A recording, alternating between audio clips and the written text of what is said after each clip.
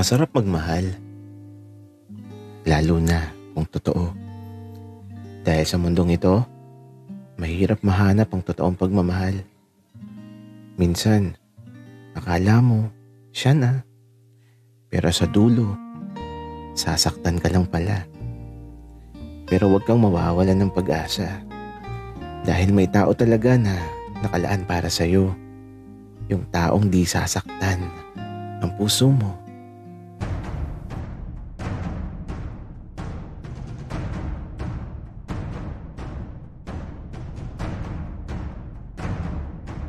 Kaibigan, huwag mong kalimutan mag-subscribe sa aming channel at huwag din kalimutan i-click ang notification bell at subscribe button. Subscribe na!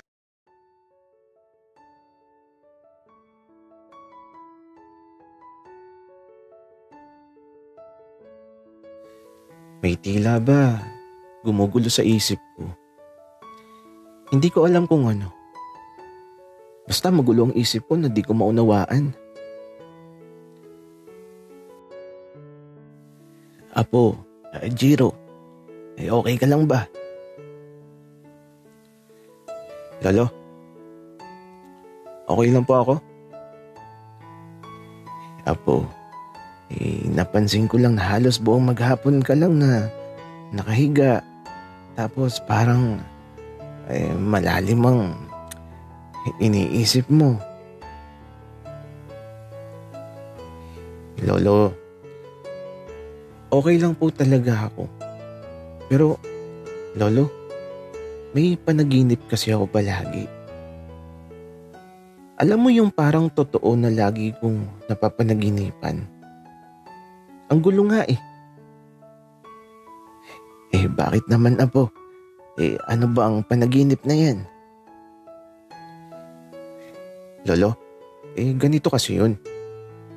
Naglalakad daw ako sa kagubatan tapos may nakahawak sa kamay ko. Tapos, dinadala niya ako sa gilid ng bangin at pinagmamasdan namin ang malawak na karagatan. Kaya lang, kapag titingin na ako sa mukha niya, nagigising ako bigla sa panaginip ko. Tapos, pakiramdam ko, Lolo, para akong nagmahal na di ko pa naman nararanasan. Bakit may kirot sa dibdib ko sa tuwing mapapanaginipan ko yun? Ang sakit sa pakiramdam. Apo, hindi ko alam kung ano ang ibig sabihin ng panaginip mo. Pero huwag mo nang isipin masyado yan. Kasi mahiwaga talaga sa mundong ito. Maraming kakaibang bagay ang pwedeng mangyari sa'yo. Siguro nga po, Lolo. O siya, Apo. Ako ay matutulog na. Alam mo naman, kapag matanda na, maaga nang natutulog. Lolo, bago pa lang dumidilim sa labas. Ang aga niyo naman pong matulog. Pero sige po, Lolo. Matulog na po kayo. Ako po lalabas muna. Pupuntahan ko muna si Teo. Sige na, Apo. Puntahan mo na. Kaya naman eto. Lumabas na ako ng bahay ni Lolo. Dumiretso na ako sa lugar kung nasaan si Teo. At nung makarating ako, kumatok lang ako at ilang saglit pa. Pinagbuksan na niya ako ng pinto. Nang makita ko si Teo, biglang may parang kung anong nagpakaba sa dibdib ko. Gagi, bakit ako kinabahan bigla? Di ko tuloy alam ang sasabihin ko. Bigla kasing parang tumigil ang oras mula nang makita ko siya na nakatayo sa harapan ko.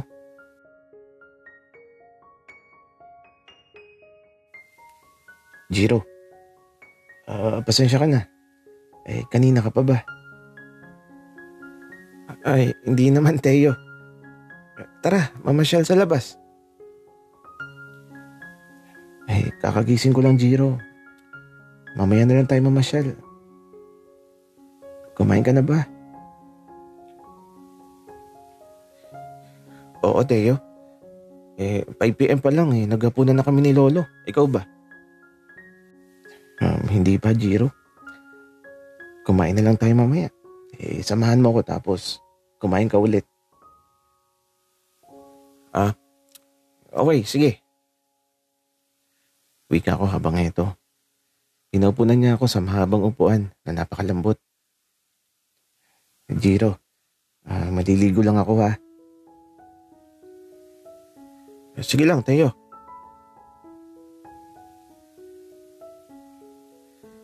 Kaya naman, ayun. Pumasok na si Teo doon sa banyo.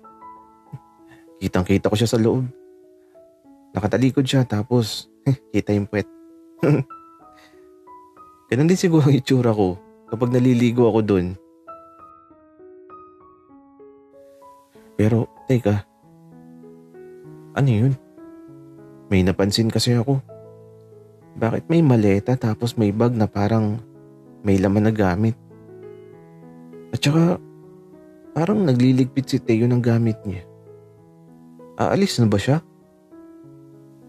Sayang naman. Kasi kung aalis na siya, baka ibig sabihin nito baka huling pagkikita na namin. Nakatulala lang talaga ako sa mga sandaling to, doon sa bag at sa maleta. Bakit ganun? Bakit parang ayoko siyang umalis muna? Jiro, uy, okay ka lang ba dyan? Kanina ka pa nakatitig dyan sa bag ko. Teo, ang bilis mong maligo ganun talaga, Jiro. Pero bakit ka nakatingin dyan sa maleta at bag ko?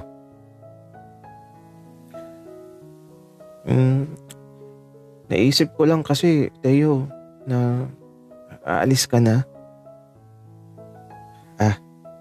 Oo, Jiro. Aalis na ako tapos maglalakbay na ako sa malayo. Grabe naman yun, Teo. Pero, babalik ka pa ba? Hindi ko alam, Jiro. Pero, bahala na. Gagi. Ano ba yan, Teo? Kakakilala pa lang natin tapos aalis ka na kaagad. Ano bang pwedeng pumigil sa'yo para di ka na umalis? Jiro, okay ka lang ba? Tara na kumain. Ano gusto mo? Hindi mo naman sinagot ang tanong ko, Teo. Pero libre mo ba? Oo. Libre ko na, Jiro. Tara, kumain na tayo. At yung sagot sa tanong mo, hindi ko alam. Teo, biro lang yun. Tara na nga. Sa bawat ngiti at tingin ni Teo, parang may kakaiba. Ewan ko, tapos habang papalabas kami sa hotel, nakahawak siya sa balikat ko, tapos inaamoy ang buhok ko. Jiro, amoy araw ka. Naligo ka na ba? Hindi pa Pero naligo naman ako kanina umaga Umaga pa yun, Jiro. Pero okay lang yan. Gusto ko nga yung amoy araw Teo, ano ba? Tama na. Huwag mo nang amoyin yung buhok ko. Pika ako. At aba, ayaw niya tumigil. Pero may napansin ako. Kasi kagabi lang kami nagkakilala. Pero pakiramdam ko, sobrang tagal ko na siyang kilala.